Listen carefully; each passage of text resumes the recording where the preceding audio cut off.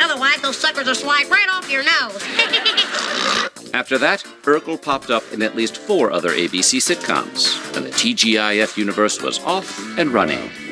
On February 7th, the hit series L.A. Law aired its famous Lesbian Kiss episode, He's a Crowd. The same-sex smooch, which was the first of its kind on network television, was considered controversial at the time, and a handful of advertisers pulled their commercials. It was a big deal. A big deal. It was hard for one of the actresses. It was hard all the way around. But that was nothing new for the show, which was famous for breaking taboos. I like men. So do I. You're, flexible? 2 days later, SNL went live from New York with a brand new cast member, Adam Sandler. Sandler had joined the series as a writer in 1990 and made his first on-camera appearance on December 8th of that year. Nothing. I'm trying to sell tile, master. But the February 9th, 1991 episode was his first as an official member of the cast. On March 4th, Los Angeles station KTLA first broadcast a brief, grainy home video of a group of LAPD officers viciously beating an African-American man named Rodney King.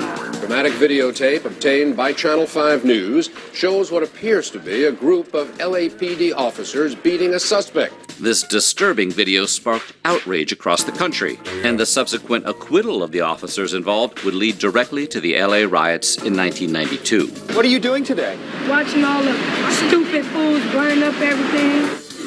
L.A. Law made headlines again on March 21st, when the show gave the villainous Rosalind Shays the shaft, literally. Objection! Shays, played by Diana Muldaur, was the show's primary antagonist, and was so despised by viewers that producers finally decided to off the character by having her fall down an elevator shaft mid-conversation. Rosalind's shocking and undeniably silly demise became one of the series' most infamous moments. Verschwunden war sie. Splat.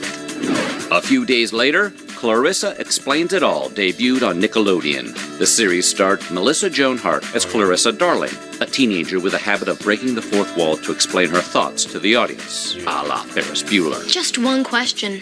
Do I know Mom well enough to know how to make her think that she knows me? Was equally popular with girls and boys, upending some beliefs that boys wouldn't watch shows with a female lead. Clarissa Explains It All, every Sunday at 6:30 by Central. On Nickelodeon.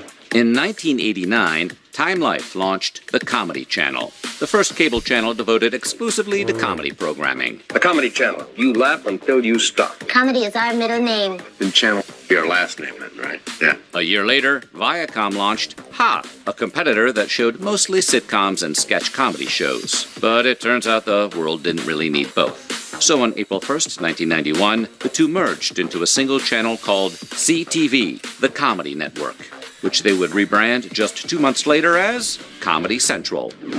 In 1989, journalist Katie Couric joined the cast of The Today Show as a political correspondent. And when co-anchor Deborah Norville went on maternity leave in February 1991, Couric stepped in as her temporary replacement. Only Norville, who wasn't terribly popular with audiences, never returned to her post after giving birth. And so, on April 5th, Couric became permanent co-anchor. From NBC News, this is Today with Bryant Gumbel, Catherine Couric. A position she'd keep until 2006. How did it sound?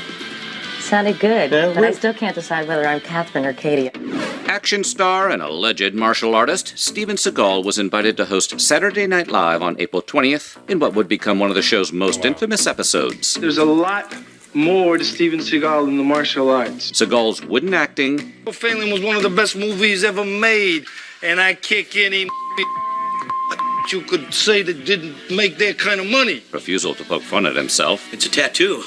Yeah. And hostility towards the cast resulted in 2 hours of uniquely terrible sketches and Seagal's lifetime ban from the show. The following Friday, ABC broadcast the premiere of the show Dinosaurs. Co-produced by Henson Studios, the show was a sitcom about a... Steven Seagal, he took himself too seriously and made him look cheesy. He became cheesy. And I think he felt like everybody knew that he was cheesy because he took himself too seriously. Like, if he was just a cool guy, he would have probably went a long way. But he would just he would try to act like he would seem like he would act as if he's Steve, like, he's the character in the movie. He didn't know whether he didn't know how to turn it off. And it made him cheesy. That's what I think. Hit the thumbs up button. We watching Weird History. That's the YouTube channel. Go ahead and subscribe to them. I just did. And check out their YouTube channel. They have really good content. Let's go ahead and get back into it.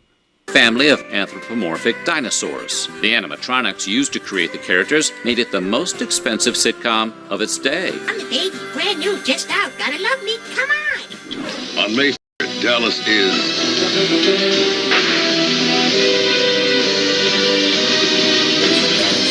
Dallas, the final episode. Trust us, it ends with a bang. May 3rd brought the final episode of the iconic nighttime soap opera Dallas. The series, which was famous for Larry Hagnan's portrayal of J.R. Ewing, had debuted way back in 1978 and titillated audiences with gimmicky mysteries like Who Shot J.R. and an entire season that was revealed to be a dream. It would be survived by its spin-off Knots Landing and followed up with a handful of Dallas TV movies and a short-lived reboot in 2012. 3 weeks later, Johnny Carson, the iconic host of The Tonight Show on NBC, announced that he would be retiring. It's coming to an end, next year. I've always wanted to be a sherd. Carson had been sitting behind the desk since 1962, when he was first introduced on camera by Groucho Marx. His replacement, frequent guest host Jay Leno, would take over on May 22nd, 1992. On June 2nd, MTV threw its hat into the animation ring with the debut of Liquid Television, a showcase for offbeat animated shorts that would serve as a launching pad for future series like Beavis and Butthead and Aeon Flux. On June 10th, David Lynch's now legendary series Twin Peaks came to a close with its 29th episode. The highly influential show declined in the ratings after network executives demanded a solution to the murder mystery that drove the plot. The second season finale, which was never intended to be a series finale, proved to be its final episode. The cancellation of Twin Peaks, however, wouldn't be the last time audiences got to visit that particular town. In 1992, Lynch directed the prequel film Twin Peaks: Fire Walk With Me. And in 2017, the show returned to television with a third season called Twin Peaks: The Return, finishing the story to both critical and commercial acclaim. On July 1st, Court TV started broadcasting trials to a surprising amount of success. The channel, which focused on live coverage of prominent criminal cases, legal talk shows, and other crime-themed programs, was surprisingly popular for a while, before rebranding to True TV in 2008. This Sunday, why face the nation when you can face the animation? Nickelodeon's new cartoons are stimulating and tasty. And on August 11th, Nickelodeon aired the first block of Nicktoons. The 90-minute block marked the debuts of what would become 3 of the channel's most iconic animated series. Kids are attempting to build time machines so they can race through the week and go straight to Sunday, where they'll find Doug, Rugrats, and Ren and Stimpy. The incredible success of those initial 3 would encourage the company to continue the block, which would eventually serve as a launchpad for future hits like SpongeBob SquarePants. Then, on September 17th, ABC aired the series premiere of Home Improvement. Based on the stand-up comedy of Tim Allen, the show followed Tim the Toolman Taylor, Home Improvement TV show host. We want a job done right, and we want it done quick. What do we need? Who lives in suburban Detroit with his wife and 3 sons. The Smash series, which made light of Tim's obsession with tools, would go on to run 8 seasons, finishing up with one of the most watched finales of all time. 2 days later, on September 19th, The Simpsons aired the episode Stark Raving Dad, in which Homer befriends a man who believes he's Michael Jackson.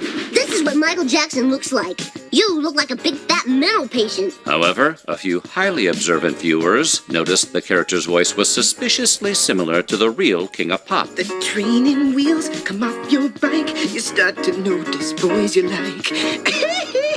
You're just putting that in because it's commercial. As it turns out, it was Jackson, working under the pseudonym John J. Smith, for legal reasons.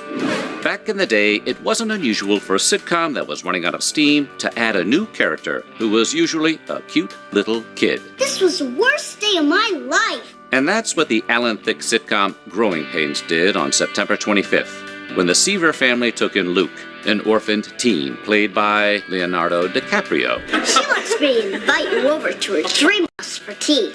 Well, I never turned down an invitation from a beautiful woman. Despite being played by the future superstar, Luke wouldn't help ratings much, and the season would prove to be the show's last. If you happen to be watching MTV's Alternative Music Showcase 120 Minutes on September... You've been around for a long time. Anyway, y'all, if y'all want to go watch the rest of this, I'm going to put a link in the description.